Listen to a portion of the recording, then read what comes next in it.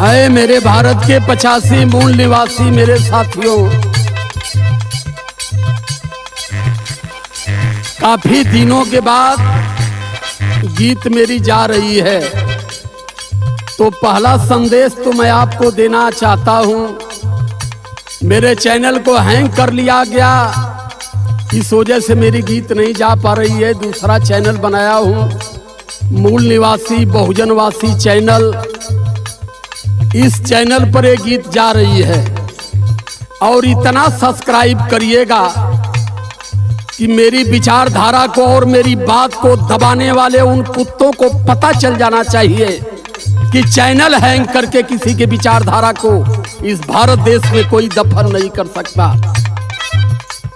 और दूसरा सवाल जो जा रहा है, मैं पूरे भारत के 85 मूल निवासी लोगों से कहना चाहता हूं और उन धर्म के ठेकेदारों को ऐलान कर रहा हूं कि आज इस देश का 85 मूल निवासी समाज सत्ता विहीन है, तो केवल एक अर्थ है, को हिंदुत्व को ढो रहा है।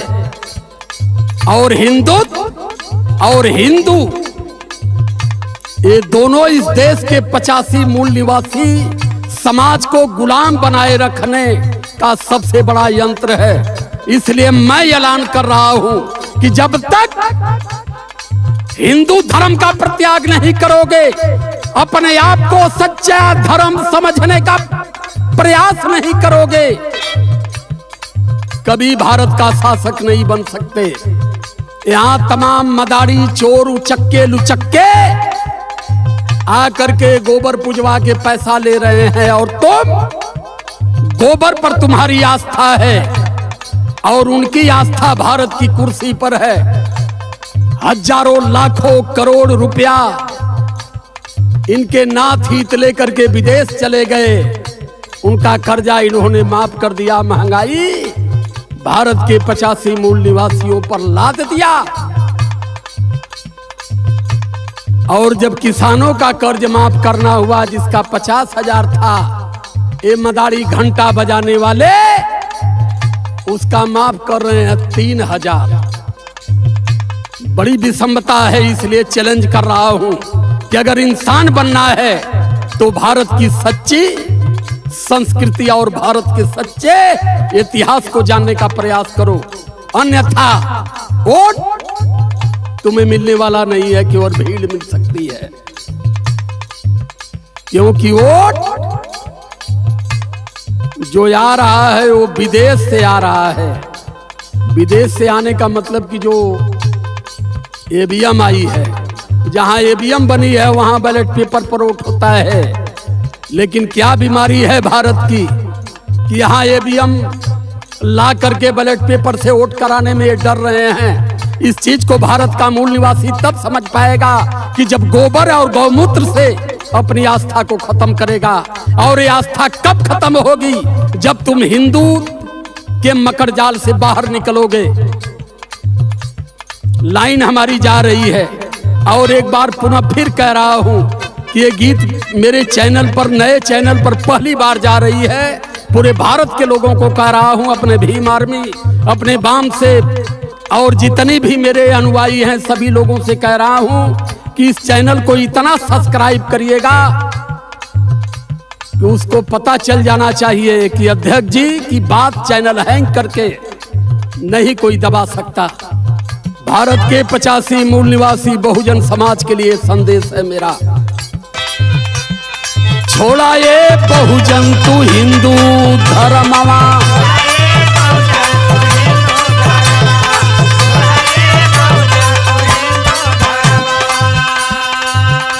मेरे परम पिता बोधि सत्व बाबा साहब पूज्य B.R. अम्बेडकर पूरी दुनिया में, भारत में नहीं पूरी दुनिया में चैलेंज करता हूं, उतना बड़ा विद्वान अब तक कोई पैदा नहीं हो पाया। लेकिन भारत की धरती पर पैदा होकर के आखिरी में उन्होंने हिंदू धर्म का परित्याग किया। क्यों किया?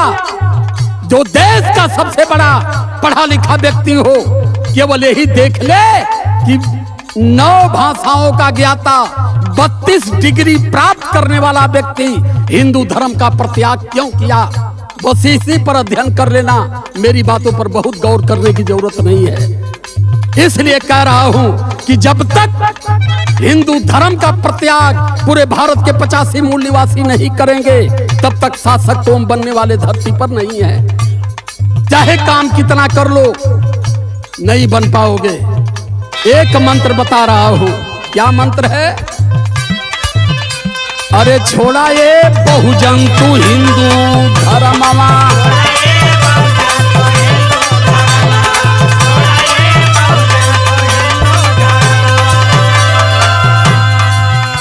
अरे जात पात भेदभाव के बाद नियमावा। यही हिंदू धर्म की संस्कृति है कि लोगों को बांट के रखो। अरे जात पात भेदभाव के बाद नियमावा, छोड़ा ये बहुजंतु हिंदू धर्मवा।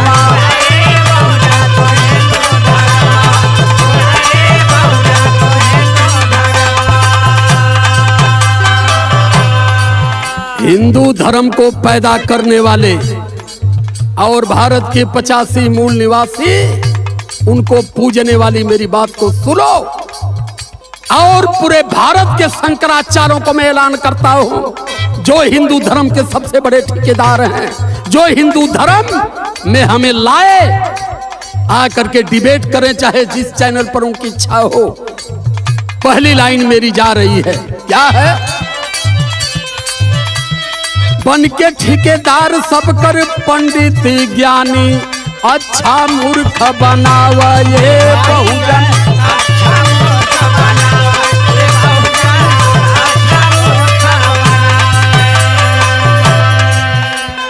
काहे या ना होने के नहीं पावे। धर्म का ठेकेदार इस देश का 3% ब्राह्मण, सबको ज्ञान बांटता है, सबको शुभ ही शुभ सिखाता है। लेकिन सुनो, काहे या ना होने के जानी ना पावे, शुभ शुभ बाती बतावे ये बहुजन।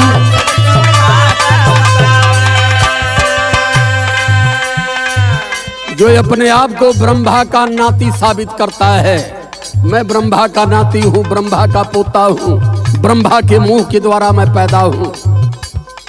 देश में शुभ घड़ी की लगन बताता है, लेकिन बताओ तुम्हारे बनाई हुई शुभ घड़ी में अशुभ कैसे पैदा होता है? केवल शुभ जानते हो, अशुभ क्यों नहीं जानते हो? लड़ाई मेरी नहीं है, दुश्मनी नहीं है, लेकिन भारत देश का मूल निवासी हूं, इसलिए ये सवाल मैं पूछता हूं। हिम्मत होगा तो जवाब दे देना कमेंट करके। और ये मत सोचना कि ये किसी का मैं विरोध नहीं कर रहा हूं, मैं भारत को समता, समानता और बंधुता, भाईचारा में लाने का प्रयास कर रहा हूं। बस मेरी लड़ाई यही है। स्वार्थ में गंवाए दिले, स्वार्थ में गंवाए दियल मानो धर्मवा। अरे स्वार्थ में गंवाए दियल मानो धर्मवा, छोड़ा ये बहुजंतु हिंदू धर्मवा।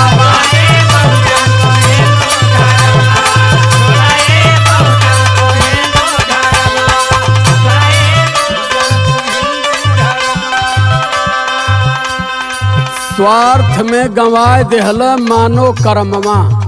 मानो का कर्म क्या है, ये अब तक कोई नहीं समझ पाया। अब ये इलेक्शन चला है आपके सामने, जनमानस थी अखिलेश यादव के साथ और बहुमत गई आदित्यनाथ जोगी के साथ। क्यों गई? क्योंकि जब तक गोबर से अपनी आस्था को नहीं हटाओगे, गोबर गौमूत्र पर जब तक भरोसा करोगे, ऐसे ही सत्ता विहीन रहोगे। चैलेंज कर रहा हूं मैं। बहुत सारे विधायक वोट दे करके जनता ने जिताया, और जब जीत के तो भाग के विंध्याचल जा रहे हैं, भाग के मैहर देवी जा रहे हैं कि मैहर देवी वोट ठेलनी उनके। अरे मूर्खों, पढ़ लिख करके गधा मत बनो। भारत की संस्कृति और सभ्यता को जानने का प्रयास करो कि हम इतनी बड़े भारत में यहाँ का मूल निवासी होकर के सत्ता विहीन क्यों है। शासक इस देश में बनाने का सिर्फ एक देवता, जिसे बोधिसत्व बाबा साहब पूज्य B.R. अम्बेडकर कहा गया। बाबा साहब के द्वारा लिखा हुआ भारतीय कॉन्स्टिट्यूशन नहीं होता तो MP MLA नहीं, तुम नाली साफ करने का भी अधिकार तुम लोगों को सरकारी सेवा में नहीं मिलता। बार बार कह रहा हूं कि देवी देवताओं से अपने मोह को भंग करो। पेरियार रामास्वामी नायकर के विचारों पर अध्ययन करो, ललई यादव के विचारों पर अध्ययन करो। कौन सी बीमारी है कि सत्य छोड़ करके झूठ के पीछे लगातार भाग रहे हो। जब तक ये बीमारी खत्म नहीं करोगे तब तक भारत का शासक नहीं बनोगे। केवल न्योता हकारी करते रहो, सबके यहाँ आते जाते रहो, भीड़ बटोरते रहो, लेकिन शासक नहीं बन सकते। इसलिए लाइन हमारी दूसरी बता रही है, ओट हमारा राज तुम्हारा कि ये लीला भारी है भैया।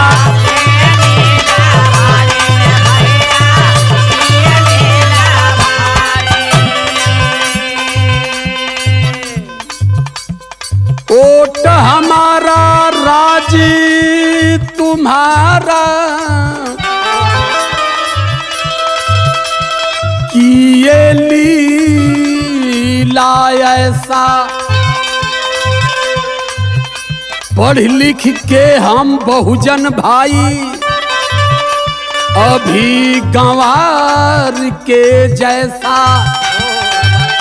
हमारे माननीय बावन मिश्राम साहब कहते हैं कि भारत के पिछड़े समाज के पढ़े लिखे गधे हैं।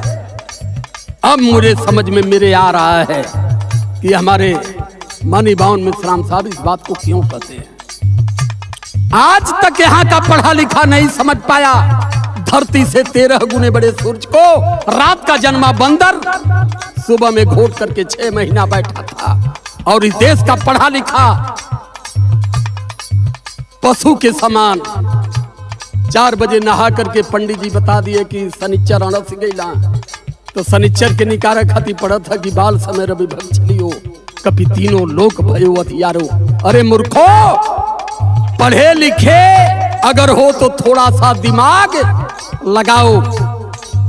ओट हमारा राज तुम्हारा कि ये लीला ऐसा।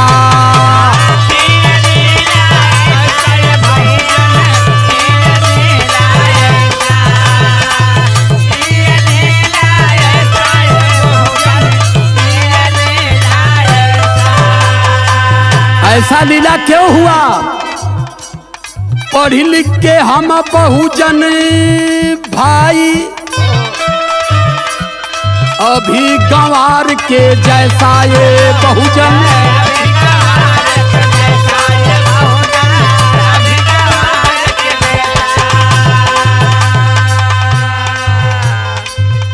अरे जबले परिवर्तन ना हो नियम,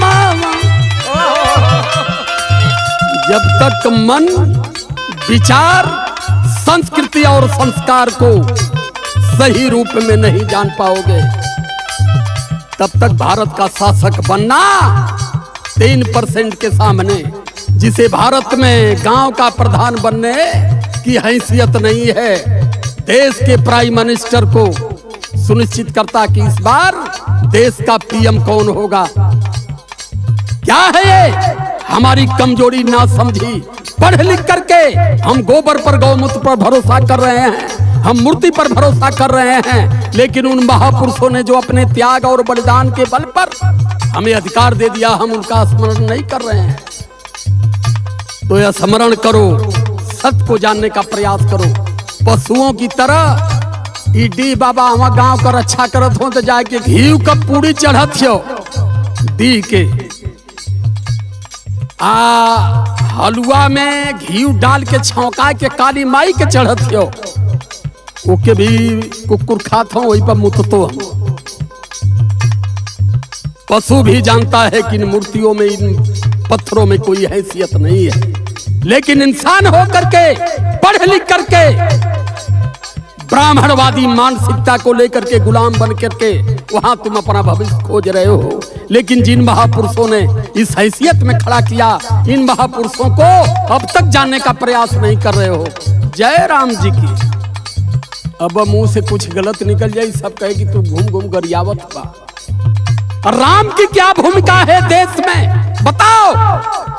3000 साल तक इस देश का SC ST OBC अनपढ़ रहा, गंवार रहा, सत्ता विहीन रहा, अधिकार विहीन रहा, शिक्षा विहीन रहा। कहां थे राम? राम केवल पैदा रावण को मारने के लिए हुए थे। बात मेरी लंबी हो रही है, क्षमा चाहता हूं, लेकिन छोटी बात में बहुत ज्यादा समझ लेना मित्रों। आखिरी लाइन है, अरे जबले परिवर्तन न होई नियमवा, अरे जबले परिवर्तन न होई नियमवा, छोड़ा ये बहुजन तू हिंदू धर्मवा।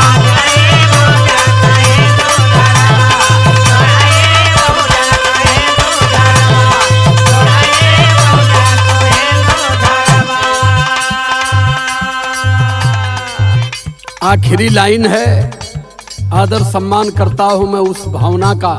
आदरणीय BK सिन्हा कवि जी कहे कि एक गीत में लिखा हूं, महज 2 ही 3 लाइन की है, लेकिन इस गीत को गा के इस समय की मांग है, इसे छोड़ दीजिए।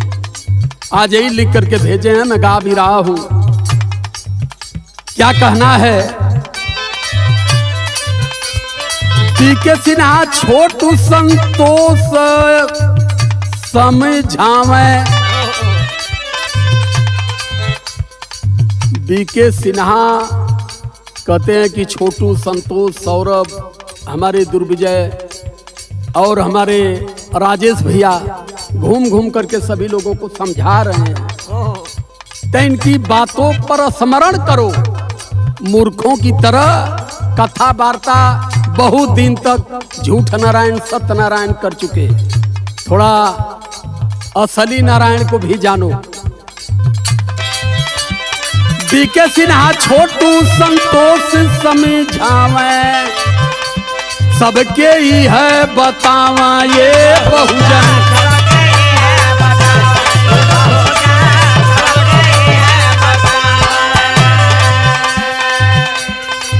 सौरभ गोलू शिव बच्चन जी जन जन के समझावा ये बहुजन।